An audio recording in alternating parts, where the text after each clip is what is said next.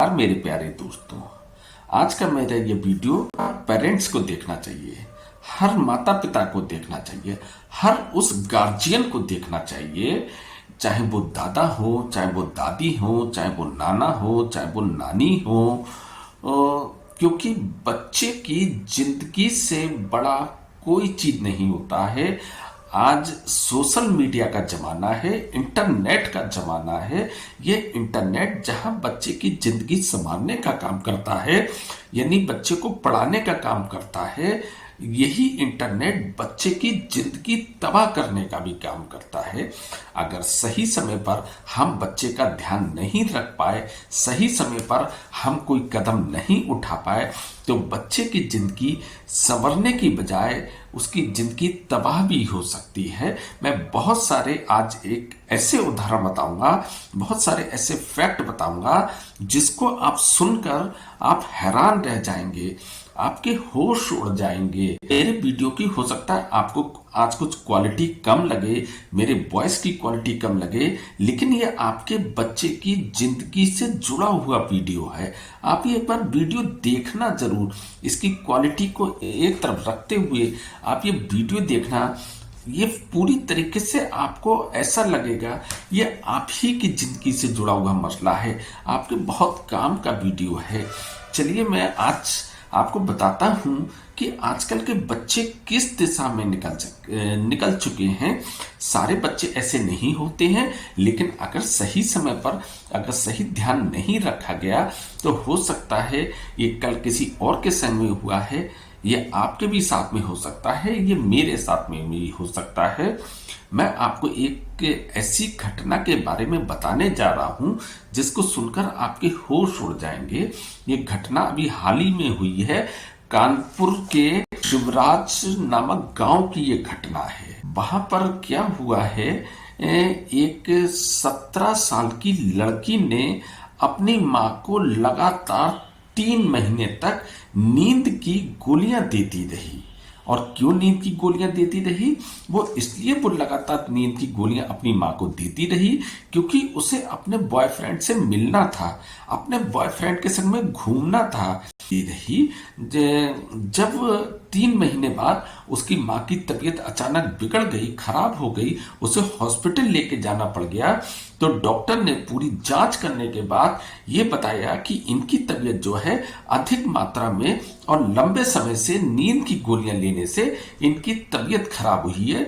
इनके जो बॉडी के इंटरनल पार्ट्स हैं उस पर बहुत ज्यादा गहरा प्रभाव पड़ा है नींद की गोलियों का। तो उसकी मां का कहना था कि मैंने तो आज तक कोई नींद की गोलियां ही नहीं ली हैं। डॉक्टर भी इस बात पे हैरान रह गया क्योंकि रिपोर्ट में यह साबित हो चुका था। जब इसकी पूरी जांच पड़ताल की गई तो पता लगा लड़की अपनी मां को लगातार अधिक मात्रा में नींद की गोलियां दे रही थी। और उस जांच में यह भी पता लगा कि लड़की ने अपनी मां को जान से मारने की कोशिश की थी ताकि वो अपने बॉयफ्रेंड के संग में घूम सके, उसे अपने घर बुला सके और अपनी मनमानी कर सके। लेकिन बाद में उसका प्लान चेंज हो गया था और वो अपनी मां को लगातार नींद की गोलियां देना उसने शुरू कर दी। तो मैं यही बताना चाह रहा हूं कि आजकल के बच्चे किस तरीके की दिशा में जा रहे हैं। अपने माँ बाप के संग में उनका लगाव क्यों खत्म होता जा रहा है। मतलब एक जो लड़की होती है उसका माँ से अलग ही अटैचमेंट होता है।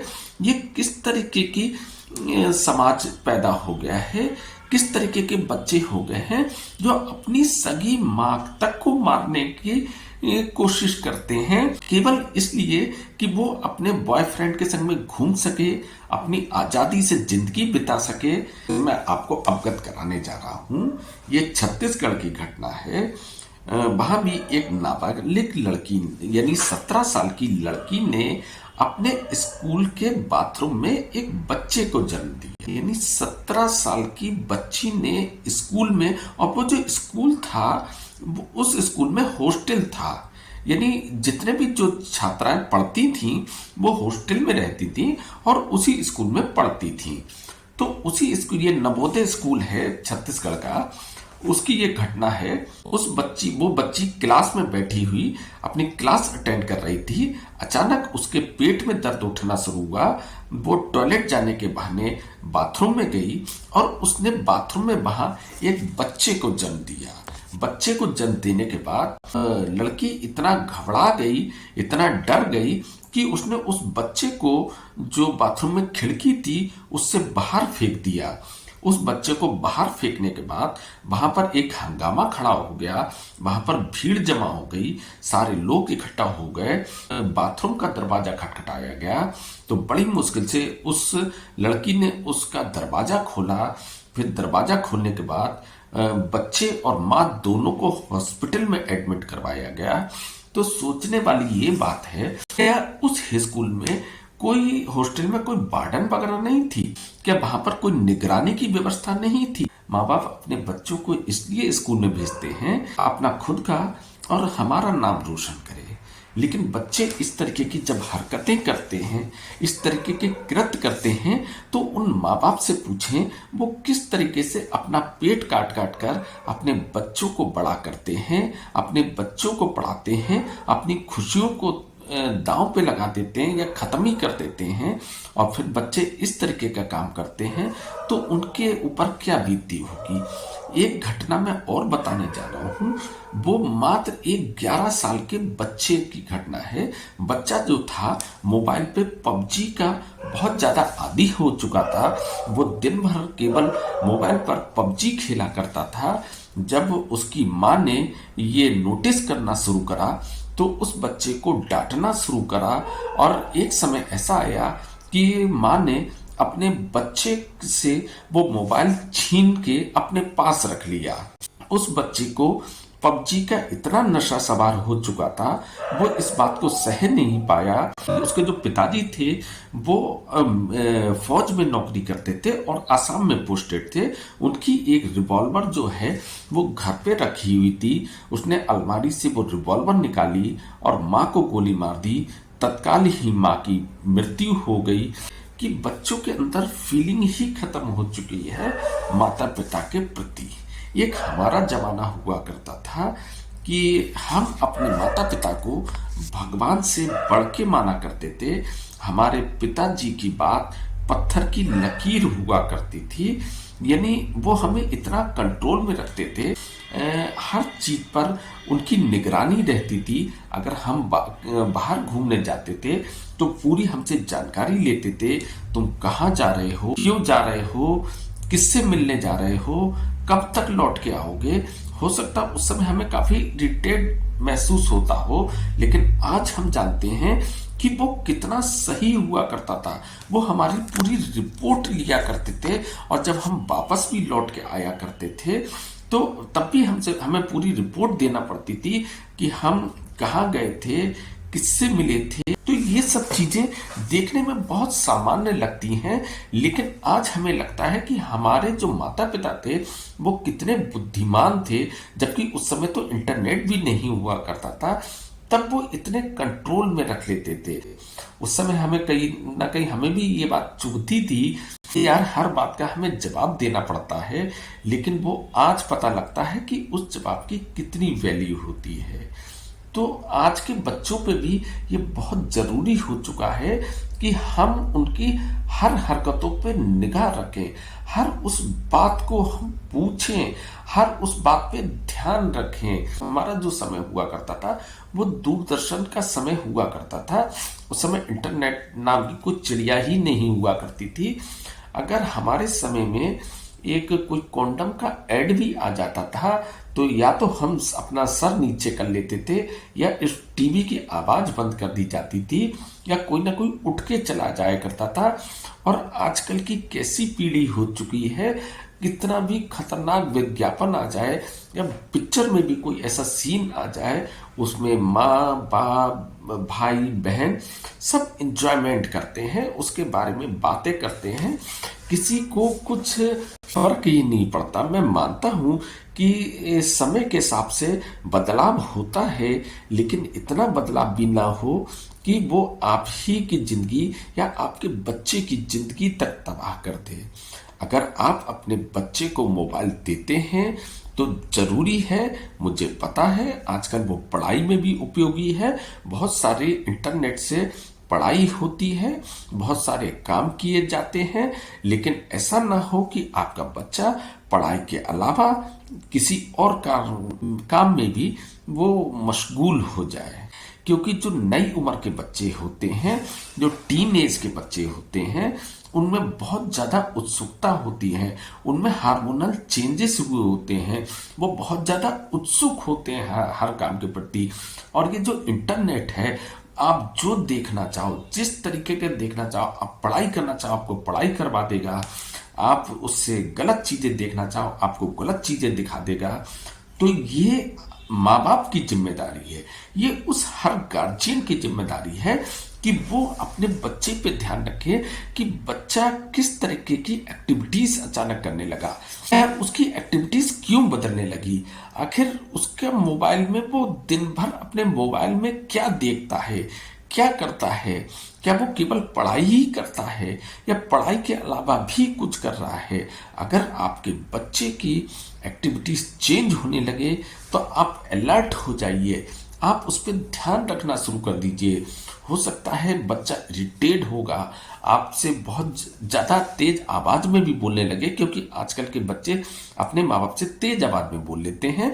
हमारे समय में ऐसा संभव ही नहीं हुआ करता था। आजकल के माँ बाप थोड़े सॉफ्ट हैं।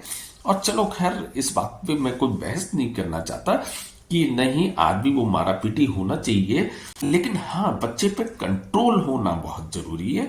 अगर आपका कंट्रोल नहीं है, उन्हें सही और गलत की जानकारी देना बहुत जरूरी है कि बेटा ये सही है, ये गलत है। आप खुलकर उनसे बात करें, आप उनके दोस्त बनकर उनसे बात करें। ये नहीं कि बच्चा अपनी मर्जी का मालिक बन जाए। छोटा बच्चा होता है, वो अपने आप को बड़ा समझने लगता है, लेकिन उसकी बुद्धि इतनी परिपक्व नहीं होती है, वो इतना एक्सपीरियंस होल्डर नहीं होता है। यानी आपकी जिम्मेदारी बनती है कि आप अपने एक्सपीरियंस से आप उसे सही समय पर, आप सही रास्ते पर लेके आए। लेकिन कहीं ना कहीं मैं आजकल के माँ बाप को भी ये नोटिस कर रहा हूं कि वो भी अपने काम में इतने मशगूल हो गए हैं कि बच्चों को उनके हाल पे ही छोड़ देते हैं। बच्चा कहाँ जा रहा है, बच्चा क्या कर रहा है, बच्चा क्या नहीं कर रहा है, उस पर कोई जानकारी ही नहीं रखते हैं। बस जिस टाइम उसका रिजल्ट आता है उसी टाइम बस उससे अगर अच्छा हुआ तो वेरी गुड, खराब हुआ तो थोड़े से नाराज हो गए, बात खत्म हो गई।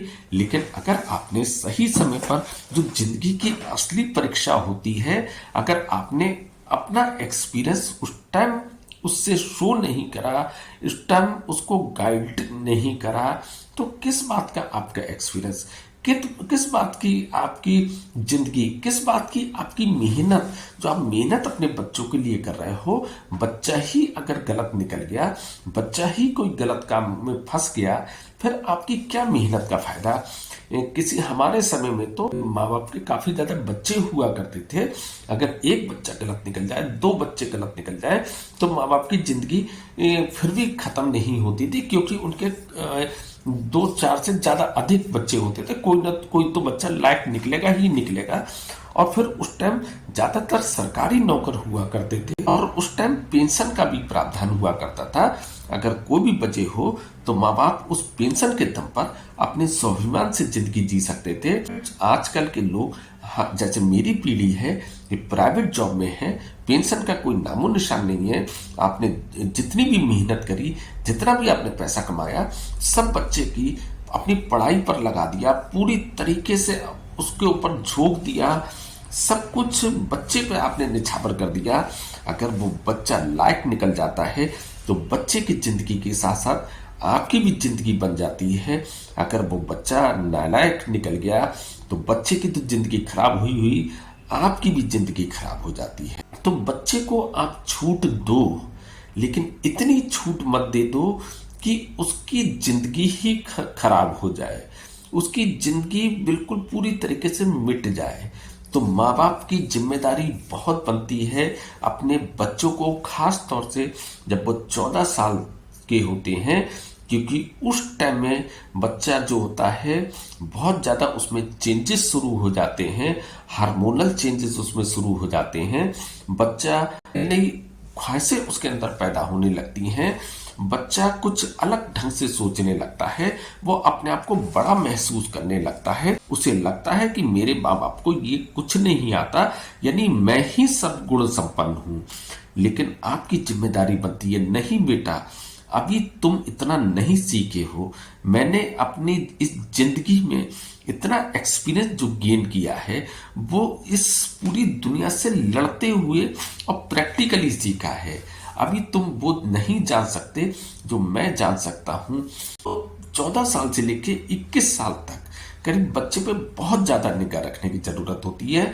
अगर हम उस समय चूक कर बैठते हैं तो शायद हम पूरी जिंदगी पछताने के लिए हमें तैयार रहना पड़ेगा।